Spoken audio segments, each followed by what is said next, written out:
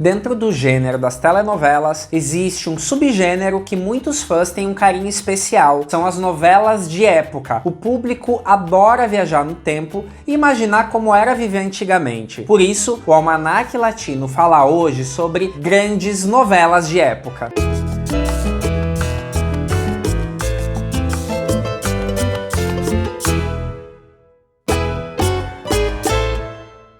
Antes de mais nada, se inscreva no nosso canal, acione o sininho. Fazendo isso, você ajuda o Almanac Latino a crescer. Uma coisa que o público das novelas latinas já notou é que muitas vezes a novela ser de época não quer dizer que ela é histórica. O que eu quero dizer com isso? Que nem sempre os escritores trabalham com fidelidade a acontecimentos dos anos em que as tramas se passam. Por isso mesmo, muitas delas nem se passam em um ano exato, justamente para não se comprometer. Mas deixando claro, isso não vale para todas. A Televisa já fez tramas realmente com compromisso de contar a história do México, mas hoje elas não são o nosso foco. Ainda assim, eu vou tentar contextualizar um pouquinho sobre o que acontece em algumas dessas novelas. E para fazer esse programa, eu contei com a ajuda do meu amigo Andrés, que além de fã do Almanac Latino, é também professor de história. Ainda nos primeiros anos de SBT, uma trama argentina se transformou na primeira novela de época dublada a chegar no Brasil. Amor Cigano foi exibida em 1983 e foi bem de audiência.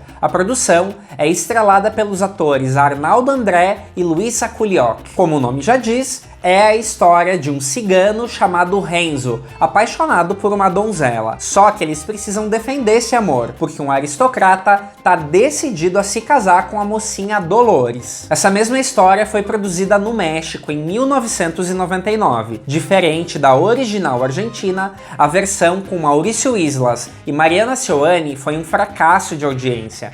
Entre as reclamações, justamente esse casal e também um visual meio carnavalesco da produção de Pedro Damião. Voltando para o Brasil, uma outra produção que fez muito sucesso por aqui foi A Estranha Dama, que também foi protagonizada por Luisa Culioch e foi exibida pelo SBT. Na história, ela é Gina Falcone, que é separada do grande amor da vida dela e é colocada em um convento. Lá, ela dá à luz a filha dela, que se chama Fiamma, mas uma freira muito malvada se aproveita que Gina fica muito frágil e faz com que ela entregue essa filha. Anos depois, ela reencontra seu antigo amor, que está justamente criando a filha que ela deu em adoção. A novela foi um grande sucesso na Argentina e no mundo também. Na Itália, por exemplo, bateu recordes de audiência. Pensando nisso, a novela ganha uma continuação, Soy Gina, que no Brasil ganhou o nome de O Regresso da Estranha Dama. E se o sofrimento da primeira parte foi pouco, dessa vez Gina e Marcelo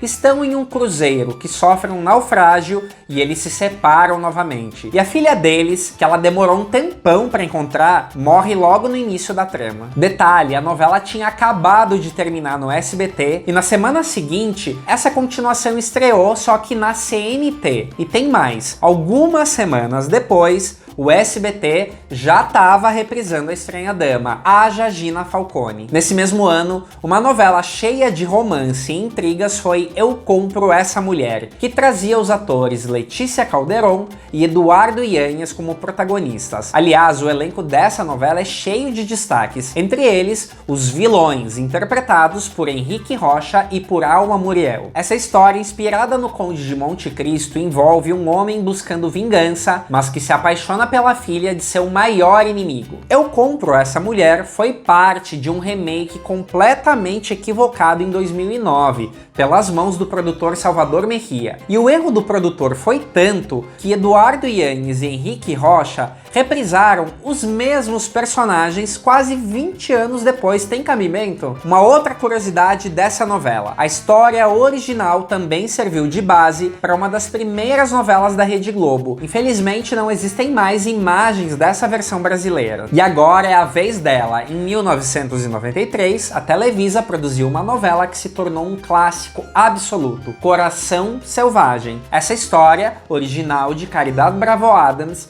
já havia ganho ganho outras versões, mas a adaptação de Maria Zaratini, que foi protagonizada por Edith Gonzalez e Eduardo Palomo, se tornou, digamos, a versão definitiva. A paixão entre o pirata João do Diabo e a Santa Mônica deu a volta ao mundo, se tornando um dos casais mais amados das novelas. Muita gente que nem é necessariamente fanática por tramas latinas é fã especificamente desta novela. A produção de José Rendón fez tanto sucesso, mas tanto sucesso, que muitos acreditam que ela foi até vítima de uma maldição. Isso porque ninguém mais conseguiu ter um êxito a essa altura. Tem um pouco de verdade, mas maldição já é exagero. Uma coisa é certa, infelizmente, nosso casal protagonista partiu cedo demais. Eduardo Palomo morreu em 2003, 10 anos depois da novela, vítima de um ataque cardíaco. Já Edith Gonzalez faleceu em 2019, depois de anos lutando contra um câncer. A produção de Coração Selvagem hoje pode não impressionar, mas foi um esforço grande da Televisa.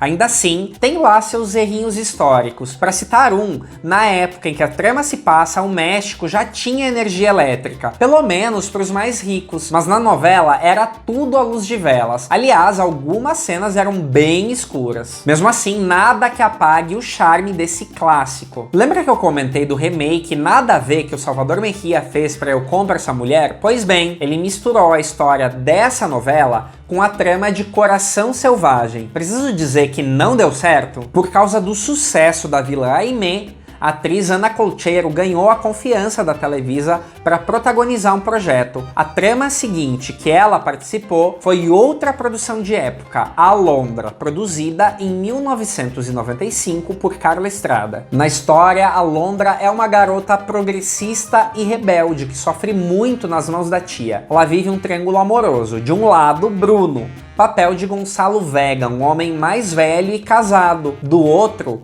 Carlos, vivido por Ernesto LaGuardia, que oferece um amor tranquilo para nossa protagonista. Uma curiosidade bem legal é que a novela tem uma narradora, que é justamente a Alondra, já madura, contando a história de amor dela. Quem faz essa narração é a atriz Diana Bracho. Essa é uma história da escritora Yolanda Vargas Dulce, a mesma de Rubi, e que originalmente se chamava Cassandra. Yolanda só aceitou mudar o nome da sua novela porque naquela época já existia outra história com esse mesmo nome, Cassandra, que inclusive passou aqui no Brasil, mas as tramas não têm nada a ver uma com a outra. Daí, a escritora pegou o nome da neta dela e batizou a heroína assim. Alondra, se for traduzir, quer dizer cotovia, que é um pássaro. No México é usado também como nome próprio. A novela foi um sucesso. Não foi um fenômeno, mas foi bem. E ainda no rastro de Coração Selvagem, o ator Eduardo Palomo ficou muito marcado pelo papel. Tanto que todos os personagens que ele fez depois tiveram um pouco do jeito João do Diabo de ser. E até que demorou para ele ser chamado para outra trama de época. Mas óbvio, isso aconteceu e foi no ano 2000. A novela Ramona é baseada em um livro da escritora Ellen Hand Jackson e tem um clima de faroeste com direito até um xerife tirano. Essa trama sim se passa num ano específico, 1847. Dessa vez, o contexto histórico é bem importante. Nesse caso, a disputa por terras da Califórnia, que tinham sido alvo de guerra entre México e Estados Unidos, e no meio disso, ainda havia a população indígena da região. A novela tem uma trama bem polêmica. A protagonista, vivida pela Kate Del Castillo, enfrenta muitos preconceitos ao se apaixonar por um índio, papel do Eduardo Palomo. Ao mesmo tempo, o irmão dela, personagem do René Strickler, começa a se apaixonar pela heroína. A história vai ter muita reviravolta e um final trágico. Quando exibida no México, Ramona não foi um sucesso. Só pelo que contei, deu pra perceber que ela não tem mesmo uma cara de uma trama pra ser exibida às 5 da tarde. Sim, isso mesmo, eles colocaram esta novela com esta história logo após as tramas infantis da época. Além disso, a novela tinha um elenco de primeira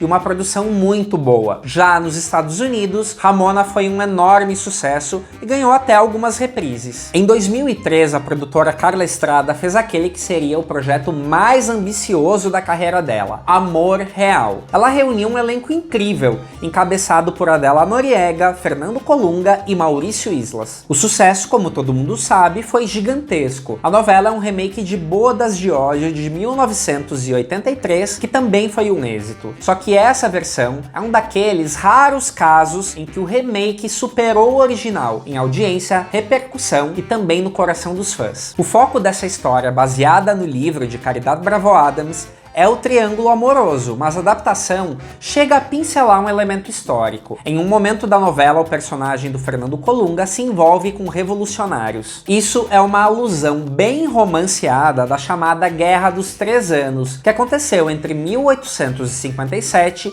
e 1861. E falando em fatos históricos, cada versão dessa novela, e nisso eu incluo o remake O Que a Vida Me Roubou, se passa numa época diferente. Vou além. O livro de Caridad Bravo Adams nem no México se passa, e sim na Rússia. Amor Real fez sucesso no mundo todo, e no Brasil foi apenas ok. Uma pena, eu acho que o problema foi o horário errado, no início das tardes. Você reparou que eu elogiei muito Coração Selvagem e Amor Real? Elas têm alguns pontos em comum. Ambas são histórias de Caridad Bravo Adams, adaptadas para TV por Maria Zaratini, que inclusive adaptou para TV também a versão de Bodas de Ódio nos anos 80. Carla Estrada ficou tão empolgada com os resultados de Amor Real que acabou fazendo uma trilogia de época, todas com Fernando Colunga de galã. A segunda novela foi Alborada, em 2005. Duas curiosidades: o casting foi intenso para encontrar a mocinha, mas a escolhida foi Lucero, outra grande estrela. Outra curiosidade: a produção da novela atrasou, o que obrigou a Televisa a produzir uma novela inteira para ir ao ar, enquanto dava tempo de Carla Estrada preparar a Alborada. A trama dessa vez não é uma adaptação, e sim um original de Maria Zaratini,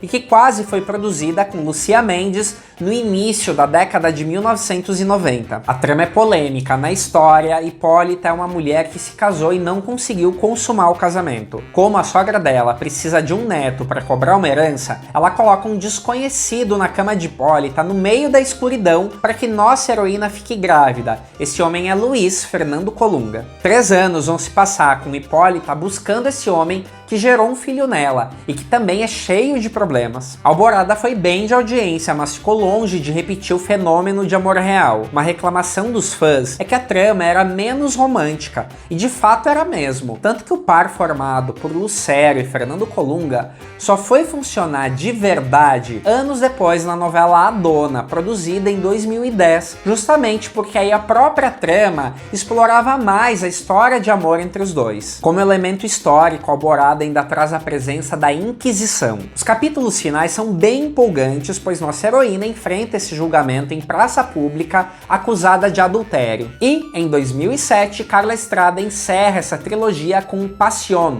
ou Paixão, como foi conhecida no Brasil. Como eu já falei em programas anteriores, essa novela sofreu bastante com o desgaste das histórias de época. E olha que no quesito técnico, ela é a mais bem acabada. Tem até um navio pirata que é muito bem feito, considerando que é uma obra produzida para televisão. Dessa vez, a mocinha do Fernando Colunga é a atriz Susana Gonzalez. A trama mostra uma situação curiosa, que tem como inspiração uma lenda medieval. Antes de casar, um homem poderoso, regente de uma vila, tinha direito a tirar a virgindade das jovenzinhas quando elas iam se casar. É o que acontece com a heroína Camila, ou quase, porque na trama, o personagem de Juan Ferrara falha na hora H. E é aí que a mocinha foge e passa por 1001 aventuras, se envolvendo com Ricardo, um homem de bom coração, mas que também é um pirata. A outra ponta do triângulo amoroso é formada pelo Sebastián Rulli, vivendo um tremendo de um mala sem alça, que é o noivo com quem a Camila ia se casar no início da novela. Apesar da trama não ter feito sucesso, chegou a ser exibida no Brasil pela CNT, e eu conheço muita gente que sim gostou. Sobre algumas das novelas de época da Televisa que a gente citou aqui, vou traçar uma linha do tempo situando as novelas numa ordem cronológica, não de produção, mas histórica. Teria vindo Pasión, Alborada, Amor Real, Eu Compro Essa Mulher e Coração Selvagem como a mais contemporânea delas. A Telemundo também produziu tramas de época, uma delas foi exibida no Brasil pela Rede Record, Zorro. A história do famoso herói mascarado foi transformada numa telenovela em 2007. Nos papéis principais, o galã Christian Meyer